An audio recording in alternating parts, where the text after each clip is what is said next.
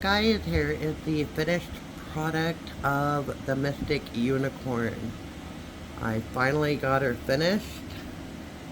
Took me about a month and a half, but it was so much fun to do and it turned out absolutely beautiful. Well, we also got her all framed. Probably gonna have to open her back up and kind of fix that top corner over there. But definitely beautiful, absolutely pretty.